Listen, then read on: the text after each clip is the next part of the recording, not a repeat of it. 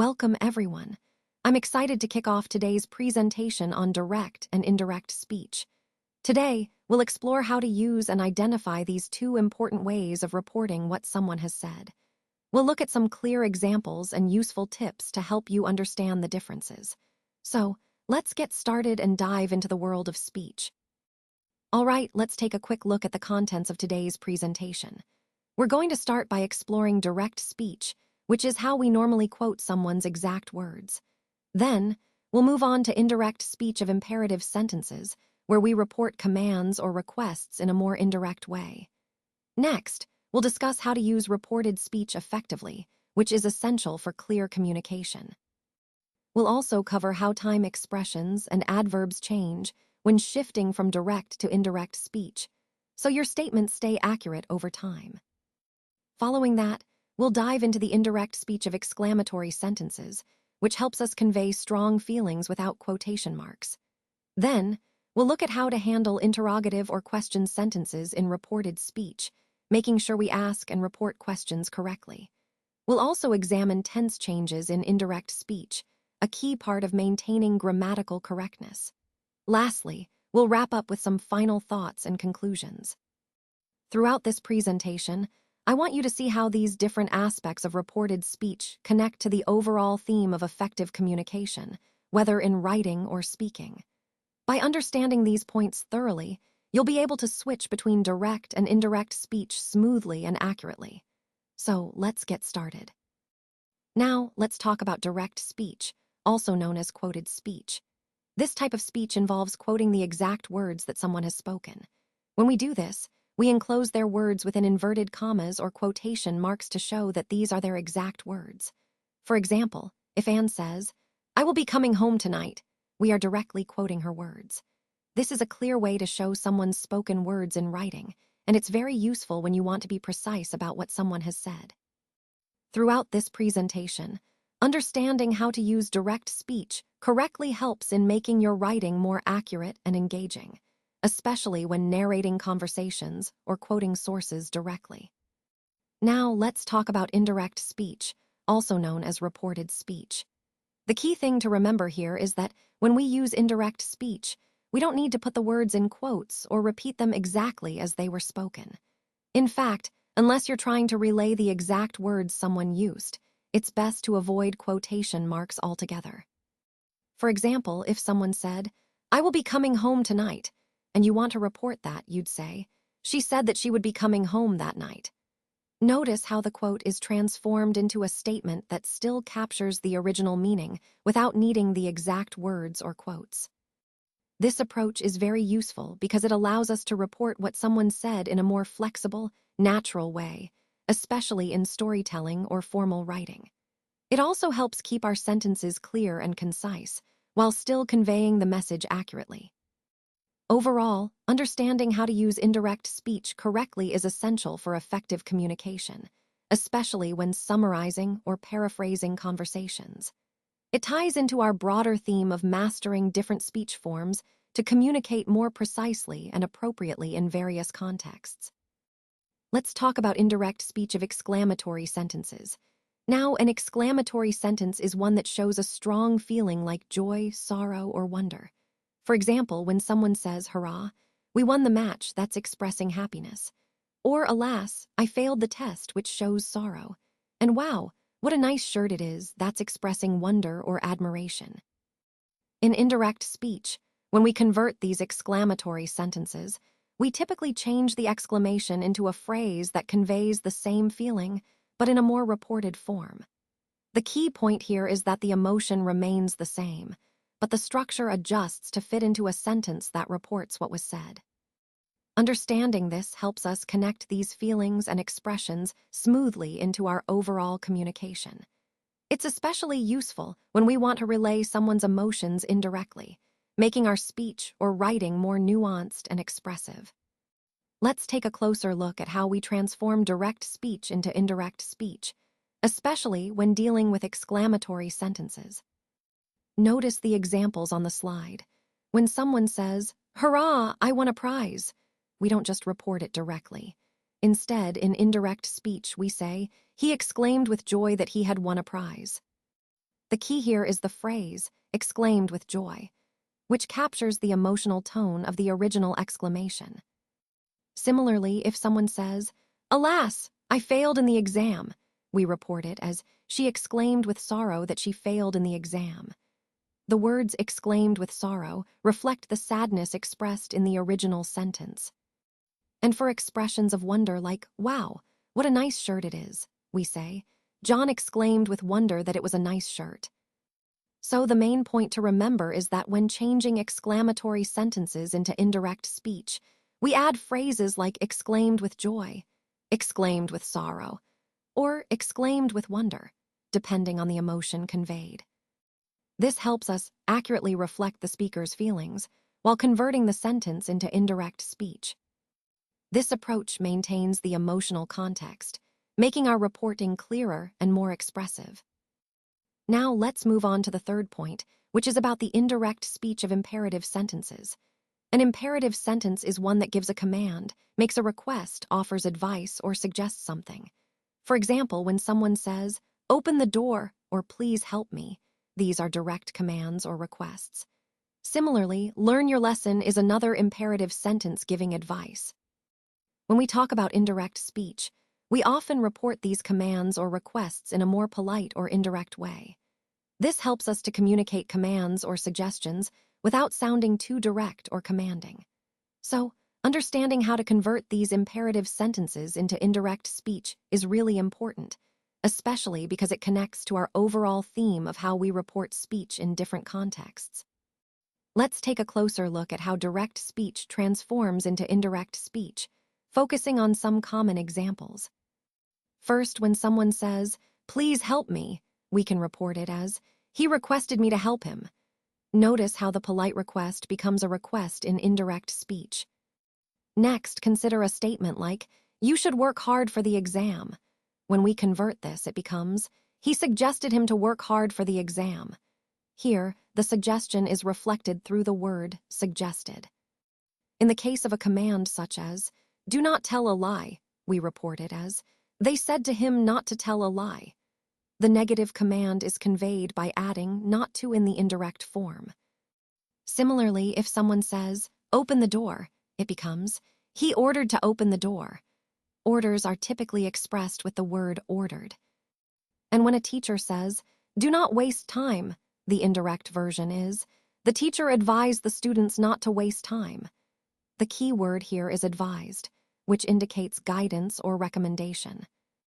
Now, moving on to how we change imperative sentences into indirect speech, the main idea is that we use verbs like ordered, requested, advised, suggested, or forbade, depending on the tone and nature of the original command. For example, if it's a command or order, we might use ordered. If it's a suggestion or advice, we use suggested or advised. For prohibitions, we might say forbade or not to do in the sentence. Let's look at some examples. If the direct speech says, "Open the door," the indirect speech could be, "He ordered to open the door." Similarly, for a teacher's advice like, "Do not waste time," we convert it to, "The teacher advised the students not to waste time." The key takeaway here is that changing imperative sentences into indirect speech involves selecting the appropriate reporting verb and structure to match the original command or request. By mastering this, you'll be able to accurately and naturally report commands, requests, or advice in different contexts. Now, let's talk about how to handle indirect speech when the original sentence is a question. When converting an interrogative sentence into indirect speech, the first thing to pay attention to is the nature of the question itself. Is it a yes-no question or an information question? This distinction is key because it determines how we rephrase the sentence. For yes-no questions, we typically start with a phrase like ask or want to know and then follow with the question in a statement form. For example, if someone asks, "Are you coming?" In indirect speech, we would say, "They asked if I was coming." On the other hand, for information questions, those starting with who, what, where, when, why, or how, we also follow a similar pattern. We introduce the question with a verb like ask or wonder, and then rephrase the question into a statement. For example, She asked where I was going, or he wanted to know how you solved the problem.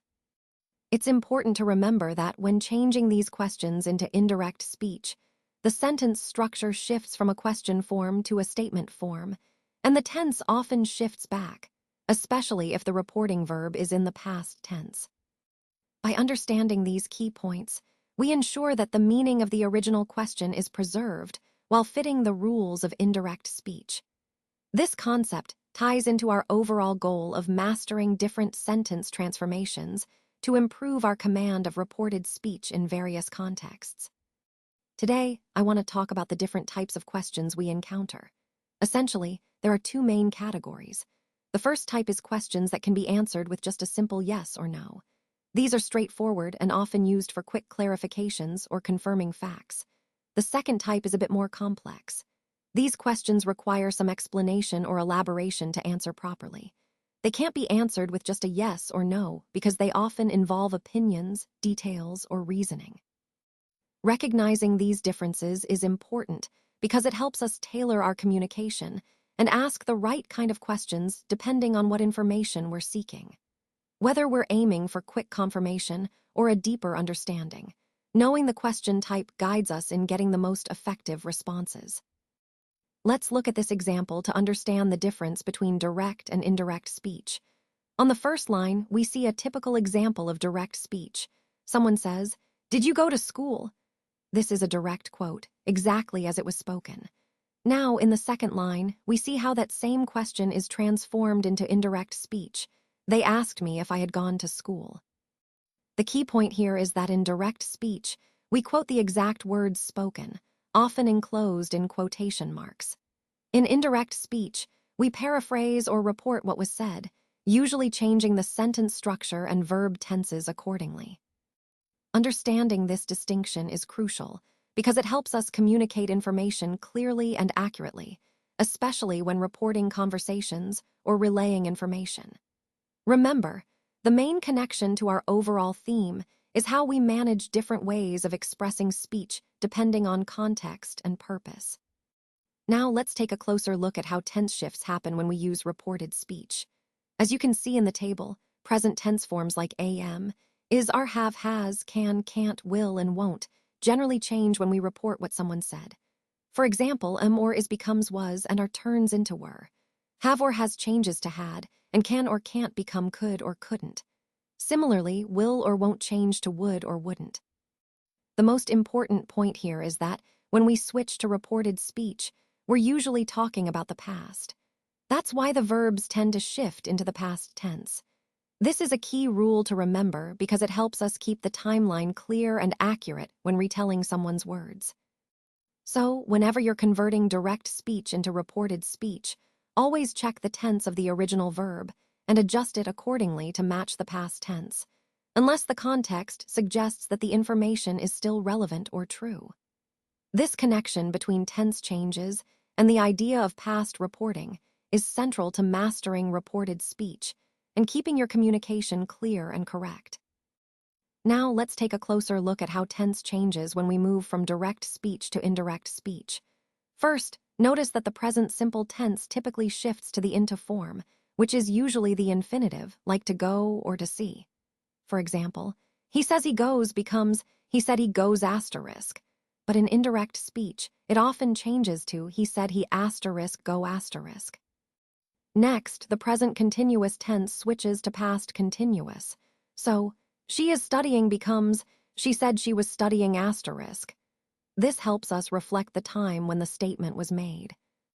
Moving on, the present perfect tense changes to past perfect. For instance, they have finished becomes they said they had finished asterisk. This indicates that the action was completed before the moment of reporting. Similarly, the present perfect continuous shifts to past perfect continuous. So, I have been working turns into I said I had been working asterisk, emphasizing the duration up to that past point. Now, when we look at past tenses, the past simple changes to past perfect. For example, he bought a car becomes he said he had bought asterisk a car. This reflects that the action occurred before another past moment. The past continuous shifts to past perfect continuous. So, They were playing becomes they said they had been playing asterisk, again highlighting the ongoing nature of the action before a past point. For future tenses, the future simple with will often changes to would. For example, she will come becomes she said she would come asterisk. Similarly, future continuous will be turns into would be. So, I will be waiting becomes I said I would be waiting asterisk. And for the future perfect with will have, it changes to would have. For example, they will have finished becomes they said they would have finished asterisk. Finally, a key point to remember is that in indirect speech, the tense often shifts backward in time, sometimes by one step, so the tense change reflects the shift from the original speech time to the reporting time. This helps keep the meaning clear and accurate across different contexts. Let's take a moment to look at some key changes in time expressions and adverbs when we use indirect speech. As you can see in the table, words like today often shift to that day or the same day when we report speech. Similarly, tomorrow becomes the next day or the following day, and yesterday turns into the day before or the previous day. For longer periods like next week, next month, or next year, we usually say the following week, the following month, or the following year. Conversely, last week, last month, or last year change to the previous week, the previous month, or the previous year. When it comes to adverbs like now or just, we often shift to then, and ago changes to before. Words like here become there, and this turns into that. Understanding these changes is crucial because they help us accurately report speech without confusion. They also connect to our overall theme of mastering indirect speech, especially how we handle time-related expressions. Recognizing these shifts ensures our communication remains clear and contextually correct when relaying what someone else has said. And that brings us to the end. Thank you so much for your time and attention today. I hope you found the presentation insightful and that it sparked some new ideas or perspectives. Remember, the key points we discussed, whether it's the importance of innovation, collaboration, or continuous learning, are all vital to achieving success in our field. I encourage you to take these concepts with you and think about how they can be applied in your own work. Once again, thank you for being here and for your engagement. I appreciate your interest and look forward to connecting again in the future.